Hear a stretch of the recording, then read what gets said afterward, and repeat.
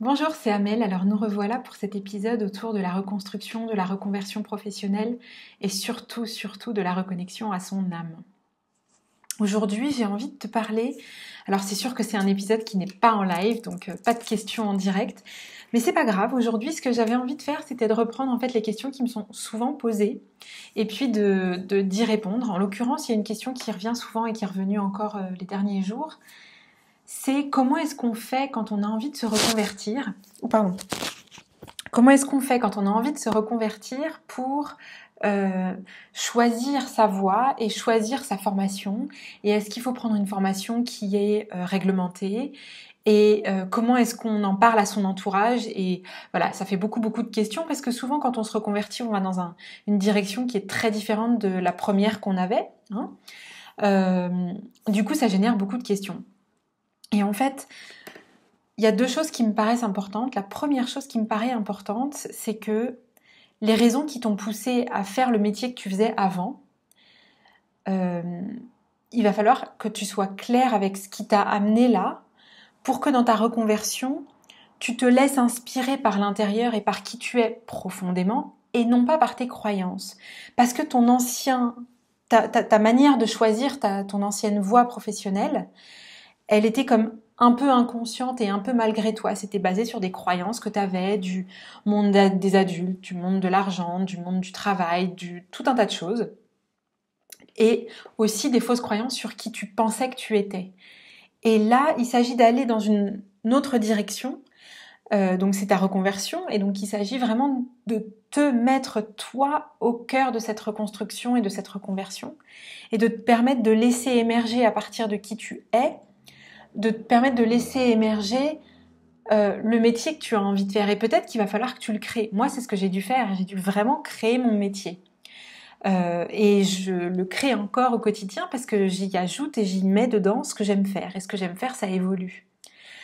Donc la première clé des deux qui me paraît ultra fondamentale, et c'est franchement, même si, en fait c'est la seule vraie clé, c'est vraiment de t'écouter.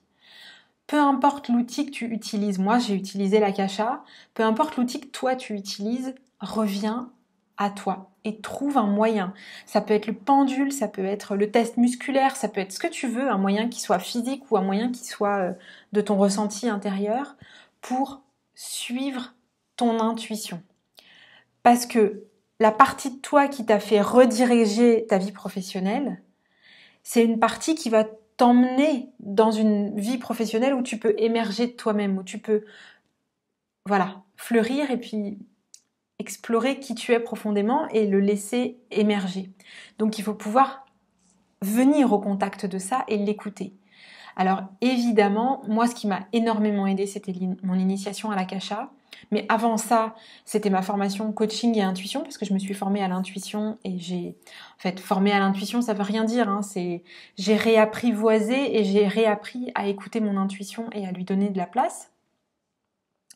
Donc, évidemment, ce que je t'invite à faire, c'est apprendre l'initiation à l'Akasha, parce que l'initiation à l'Akasha, elle te permet de te rappeler comment ça fonctionne d'écouter son âme.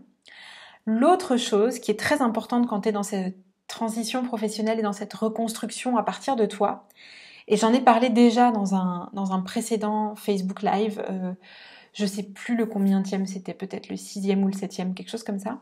Je parlais de l'environnement, du monde extérieur en fait. Comment tu fais avec ton entourage pour leur permettre de comprendre ce que tu veux faire et leur permettre de te laisser faire ce que tu veux faire, pas qu'ils t'en empêchent forcément, mais peut-être qu'ils ont eux aussi des croyances et que en te voyant aller dans certaines directions, ça va peut-être venir les challenger et ils vont peut-être te renvoyer des choses. Et du coup, qu'est-ce qu'on fait avec ça ? Évidemment, je t'invite à retourner voir la fameuse vidéo. J'essaierai de trouver le lien et puis de le mettre en dessous parce que je me souviens plus du numéro. Et encore une fois, c'est de rester centré sur toi et sur ce que toi, ça te fait, ce qu'ils te disent et ce qu'ils te renvoient. C'est-à-dire que par exemple, je reprends cet exemple qui a été vraiment marquant pour moi, où quand j'ai vraiment voulu, c'était à la fin de ma fameuse période de sponsoring Pôle emploi, il devait me rester quelques mois de Pôle emploi, et j'étais en train de construire tout un programme d'accompagnement pour les personnes en burn-out. Et Je savais que j'allais pouvoir en vivre, mais un jour, ma maman m'a dit, mais pourquoi tu prendrais pas un petit job alimentaire? Et ce jour-là, je lui ai dit, bah non, je le sens pas de prendre un job alimentaire, parce que ce que j'ai envie de faire en accompagnant les femmes en burn-out, c'est de leur montrer que c'est possible de créer sa vie à partir de qui on est profondément et d'aller jusqu'à avoir un super taf qui nous permet de gagner notre vie. Donc si moi je m'arrête en cours de route de ma reconversion pour prendre un taf alimentaire, je vais pas aller au bout de mon truc, donc je pourrais pas les accompagner jusqu'où j'ai envie de les accompagner parce que j'aurais pas fait le chemin moi-même. Et en fait, en lui disant ça, c'était un vrai beau moment qui m'a marqué profondément à vie. Je me suis autorisée à lui exprimer en fait ce quel était mon positionnement intérieur profond. Et du coup, elle avait peut-être quand même un peu peur pour moi, elle avait peut-être quand même un peu peur pour elle aussi, je sais pas trop, c'est toujours un peu délicat pour les parents, mais elle avait entendu que moi j'étais centrée et j'étais confiante et j'étais sûre de moi. Et du coup, ça faisait que ce sujet-là, c'est pas devenu un sujet tabou. Elle me disait pas à chaque fois qu'on se voyait, tu devrais prendre un boulot alimentaire, parce qu'elle savait mon positionnement et elle le respectait. Et, et voilà. Mais ça n'a été possible que parce que moi, j'étais très sûre de moi, à partir de l'intérieur, pas à partir de la tête et des convictions. Hein, c'est pas ça dont je parle. J'étais sûre à l'intérieur que c'était par là que ma voie allait être. Et quand elle m'a dit, et quand peut-être même d'autres personnes à ce moment-là me disaient « tu devrais prendre un job alimentaire », ce que j'entendais, c'était ce que ça leur faisait à eux que je me retrouve dans cette situation-là, en fait. Que je me retrouve dans une situation d'incertitude, parce que, en fait, il s'est rien passé de désagréable à ce moment-là. Tout était facile, j'avais mon pôle emploi, et puis après le pôle emploi, ça s'est transformé, et puis j'ai eu mes accompagnements. Donc il n'y a pas eu de période de rupture, en fait. Mais à l'extérieur, les gens m'envoyaient leur peur. À ce moment-là, j'aurais pu être challengée par ces peurs-là. Et en fait, à nouveau, ce que je t'invite à faire là pour éviter de tomber en fait dans tes peurs quand d'autres personnes de ton entourage te renvoient tes peurs, il n'y a pas à tortiller, il faut revenir à toi, à ta connexion et à ton âme. Du coup, je te reparle encore de l'initiation à l'Akasha parce que pour moi, c'est l'outil le plus puissant que je connaisse pour faire ça. Mais si t'en connais d'autres et si t'en as toi d'autres, utilise-les, ça marche aussi. Ce qui est important, c'est que toi, tu sois centré avec toi-même. Voilà. Parce que ça va te permettre, et d'un, d'identifier la route qui est la tienne, et de deux, de pas te laisser diriger par l'extérieur et par ce que l'extérieur te renvoie. Ce que l'extérieur te renvoie appartient à l'extérieur.